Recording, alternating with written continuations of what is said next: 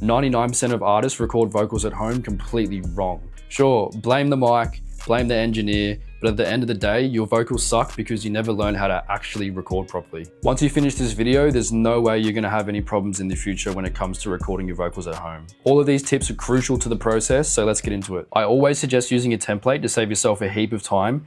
Loading up all of your plugins and routing all of your channels can be super tedious. This is my recording template. This is tailored towards artists that are just recording their vocals at home. And this just gives you a really great starting point to keep your vibes high while you're recording and just streamline the exporting process. Now, first and foremost, one of the most important things you want to do is come to your options, audio settings, and choose your interface here with the ASIO option. And then rolling off that, you want to come to your buffer length here and then drop your buffer size until the delay time here is about 2 milliseconds or less. Now I normally put it on 64 and this gives me 2 milliseconds of delay, which is next to nothing. This basically just means that when I talk into the microphone, I'll hear myself in the headphones in real time with no delay. You definitely don't want to be recording with any latency because it's seriously just going to put you off and just ruin the vibe. I always arm my microphone on an empty channel here with no effects, because if I arm it, say on the main, the backing or the ad-libs here, when I record, all of these effects are going to be baked into the audio file, and that means that I can't revert back to a raw recording. And this is just going to fuck yourself over when you want to go back and export all of your stems, because when you send them out for mixing, you always want to make sure you're exporting dry stems, because the engineer doesn't want effects or anything on the vocals. They're going to do that themselves. So I'll come onto the recording track here, choose input 2, which is where my microphone is, and then you just want to make sure you press this recording button here and make sure that's turned on.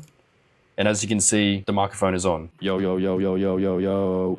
Now this is super important. If you want to change the volume of your microphone up or down, you always want to do it on the interface. You don't want to be doing the actual fader here, because that's just going to ruin your headroom and everything. You always want to tweak it on the interface, because usually your interface, it's going to have some sort of indicator. And then when you're talking to the microphone, it'll either be green, yellow, or red. If you're talking to the microphone and your interface shows red for the indicator, it means you're clipping above 0 dB and you need to bring the audio down. Honestly, I'd aim for maybe like a high green, maybe just touching the yellows, and you can sort of check it here on the meter. You just want to make sure you're not really going above 6 dB. Now, something to keep in mind is that you can't fix loud recordings, but you can always bring quiet recordings up. So you're always better off recording a bit quieter than normal, and then that way you can just bring it up, or the engineer can bring it up when they're mixing. But if it's just clipping like a motherfucker and the waveform's just completely full, that can't be fixed. If that loud distorted sound is what you're going for, you're better off just recording it normally, and then the engineer can add distortion effects and all that sort of stuff to make that sound. So that's just something to keep in mind. So once you have your microphone armed here onto the recording track,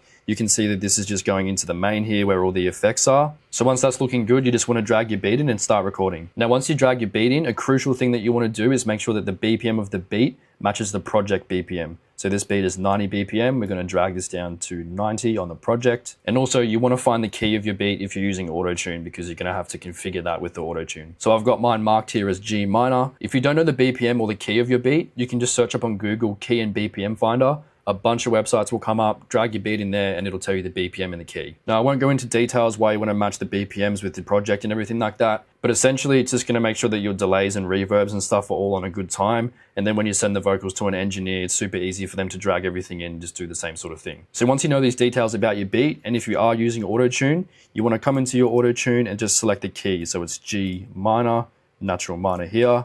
And then we can adjust the strength of the auto-tune here, but I'm just going to leave it like this for now. Now, I like to use the auto-tune across the backings as well as the ad-libs too. So just make sure that you're coming in here and selecting the right key for these as well. Obviously, if you're not using auto-tune, you really don't have to worry about this. Now, this next thing I'm about to tell you is extremely important. You don't want to be recording in your fucking bathroom or in your bedroom where there's just no furniture. Preferably, you want to be recording in some kind of booth.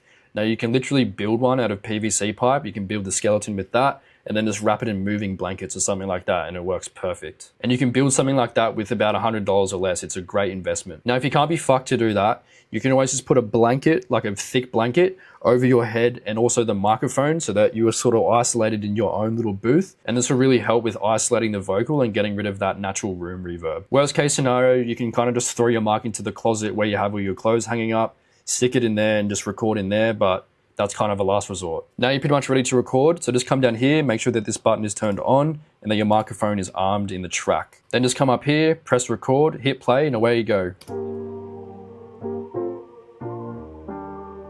So just for an example, I'm going to drag in a vocal here that I've got, and I'm just going to pretend that I've just recorded this. Okay, so we've got a main here recorded. All we need to do is just drag this down to the main vocal section. And as you can see, it's automatically routed to number 3, which is the main, and has all of these effects here. Now, really with my template, all you're going to need to do is adjust this fader here for the volume and maybe turn down the delays or the reverbs if need be. But if you've set a good volume on your interface initially, you shouldn't really have any troubles. It should be good from the get-go. So we'll just have a quick listen back here and see how this sounds.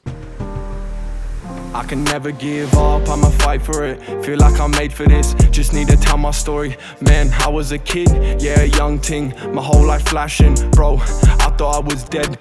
And as you can see with the template, everything's already sounding awesome. So once you got a main down that you're really happy with, just re-record again, hit play, and then just record a backing vocal. Now the backing vocal can either be a whole layer of what you've just recorded, or maybe the last few words of each bar. Each artist is different, everyone sort of has their own way of recording. So just record your backing layer.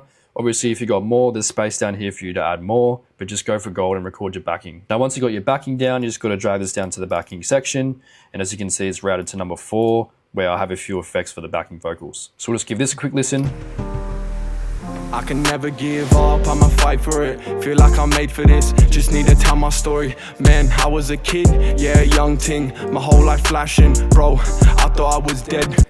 Awesome. So like I said before, if you want to record some more backings, go for gold, and then you just drag them down to the backing section and you just layer it up. Then finally, a lot of people like to record some ad-libs. So, you know, the yeah, nahs in the background or whatever. You can obviously skip the ad-libs if it's not normally your thing, but I know that a lot of artists like to do them just to sort of fill out a bit of that space in the background. So again, just make sure you come up here, press record, and record your ad-libs. So bang, we've got some ad-libs here. We're just going to drag these down to the ad-libs, and then these are routed to number 5, which is the ad-libs channel. I like to have this cool little radio effect, which I've got here. So if you just take a listen to this. For one girl, I nearly died. So it's just a really cool effect there to have on your ad-libs. And if you play this all together now. The fuck could come to this, let me fucking preach my shit, yeah. I ain't never had a girl that did me right. So this is how it feels if you waste your life. All my fucking time went to girls, drugs, and light. And everything's sounding really fucking awesome. If you are interested in this template, I'll leave a link to it down in the description. Everything's all stock plugins, so you don't really need to buy anything. The only thing I do suggest buying is the auto-tune if you want to use that. The template also includes a mini video course, and this kind of just goes more in depth with everything and just shows you how to use the template to the best of its ability. Now, if you want to export your vocals the right way, watch this video which covers everything that you need to know. This will save yourself and the engineer a lot of time and stress and just ensure that your mixes come back sounding clean.